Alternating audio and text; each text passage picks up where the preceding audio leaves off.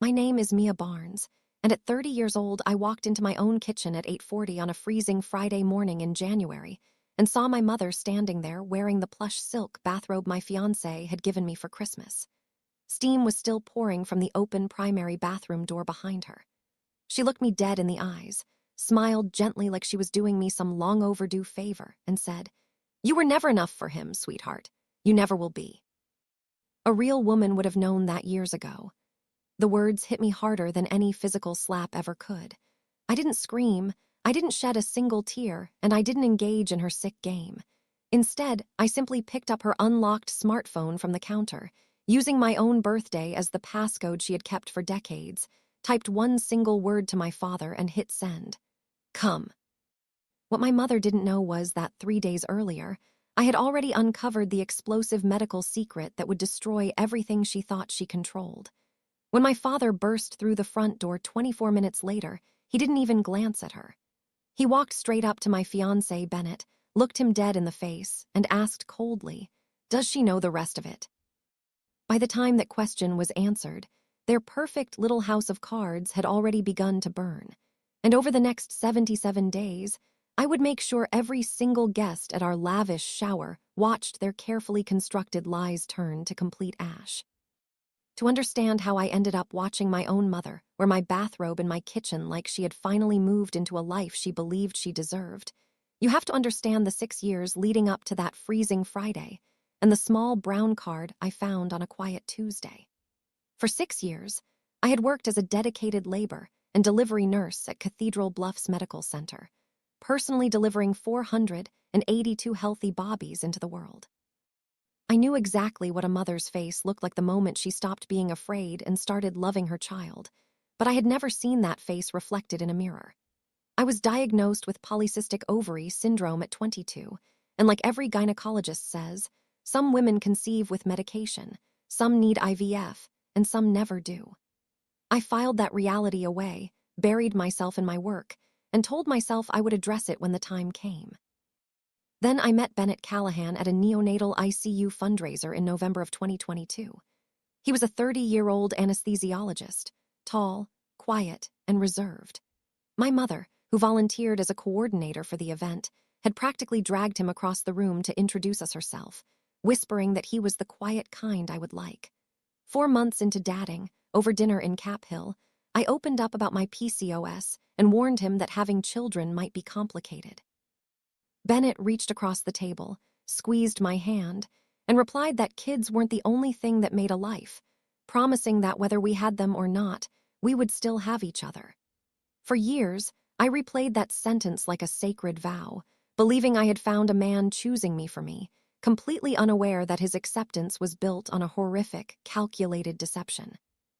We got engaged in August of 2025 on a mountain trail, purchased a charming craftsman house in Washington Park in June, and scheduled our wedding for Saturday, May 9th, 2026, at the prestigious Timber Ridge Lodge in Estes Park. My mother picked the venue, Bennett agreed to the drive, and everything seemed picture-perfect on the surface. But there were warning signs I missed, signs I was raised to ignore. Bennett never accompanied me to gynecologist appointments. Whenever I brought up visiting fertility clinics or taking prenatal vitamins as a playful hope for our future, he would nervously move the bottle away or change the subject.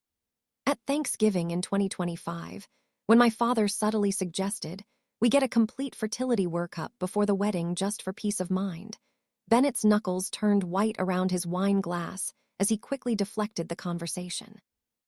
I laughed along, playing the dutiful daughter, having no idea that my father had already spotted the cracks. My father hadn't set foot in my home in 11 months, yet when I texted him that single word on Friday morning, he arrived in less than 25 minutes because he had been privately rehearsing that drive since October. The unraveling began on Tuesday, January 6th, 3 days before the kitchen confrontation. While cleaning out Bennett's home office, I accidentally knocked over a spiral-bound medical textbook from his fellowship. Out fell a small paper appointment card from Front Range Urology Associates for a follow-up with a Dr. Whitcomb dated March 2022. As a nurse, I recognized the clinic immediately, but Bennett had never mentioned visiting a urologist. I didn't confront him right away. Instead, I logged into our insurance portal and requested historical claim documentation for previous plan years. The system emailed me an explanation of benefits PDF on Thursday evening while I sat in my car before a 12-hour shift. The document showed a procedure code 55,250 from October 2021, a bilateral vasectomy. Bennett had voluntarily undergone a permanent sterilization procedure a full year and 3 weeks before my mother introduced us at that fundraiser. The man who comforted me about my potential infertility had secretly ensured he could never have children long before he ever met me. I sat in my car, shook silently, and then walked inside to deliver someone else's baby, holding my composure while planning my response. My shift was cut early that Friday morning due to low census, bringing me home at 8:40 a.m. instead of 6 a.m. That was when I walked in on my mother emerging from the primary suite in my Christmas bathrobe, smiling that twisted, self-righteous smile she used whenever she felt superior. My mother, Colleen, was a former surgical nurse who had retired under mysterious circumstances when I was 15. Bennett had agreed to drop by that morning to fix a leaking showerhead in our primary bath, and my mother had calculatedly stepped out in my robe just as he finished, preparing to stage a sick dynamic. When she saw me, the venom she had stored for years spilled out. "You were never enough for him, sweetheart. You never will be." That was the moment I grabbed her phone, texted my father, and watched the dominoes start to fall. When my father arrived, he bypassed my mother completely, confronted Bennett about whether he had told me, the rest of it, and forced a temporary retreat. My father knew Bennett had undergone the procedure because he had seen Bennett's intake chart at his own internal medicine clinic back in October. But ethical chart privacy laws and fear of sounding like an overbearing father had kept him silent for 3 agonizing months. Over the next several weeks, I turned my clinical nursing instincts onto my own family, gathering evidence like a chart auditor preparing for court. I discovered that my mother's former surgical nurse friend, Bridget, worked at Front Range Urology and had confirmed to my mother in August 2022 that Bennett's vasectomy was permanent. My mother had deliberately arranged for Bennett to be at that fundraiser, knowing he couldn't give me children, because in her warped mind, she was saving me. A deep dive into my mother's private leather journals revealed the terrifying truth. After suffering from severe postpartum psychosis when I was born, she spent 29 years convinced that I would inherit her mental instability and hate my own children. She orchestrated my marriage to a sterile man to ensure I would never become a mother, framing her interference as an act of mercy. Furthermore, I uncovered that Bennett had been secretly paying $1,850 a month out of our joint account for a private studio apartment lease, planning to walk away right after our wedding and frame my instability as the reason. Instead of breaking down or canceling the wedding quietly, I let them all believe their narratives were succeeding while I systematically prepared my counterstrike.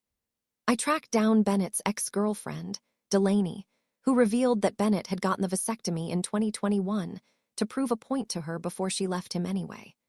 Delaney readily agreed to attend our upcoming family bridal shower to deliver the ultimate receipt.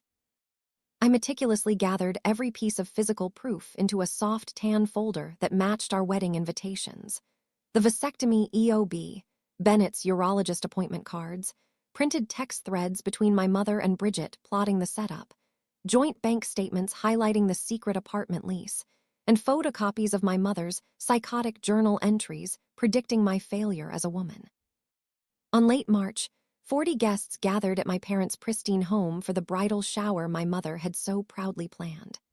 As my mother tapped her glass to start a slideshow celebrating our love story, I stepped up to the front of the room, held up the tan folder, and invited Delaney to step forward, ready to expose every single secret in front of both families and burn their perfect little lie to absolute ground. If you believe that truth always finds a way to cut through toxic family manipulation, and that karma never fails to deliver the ultimate reality check, hit that like button right now.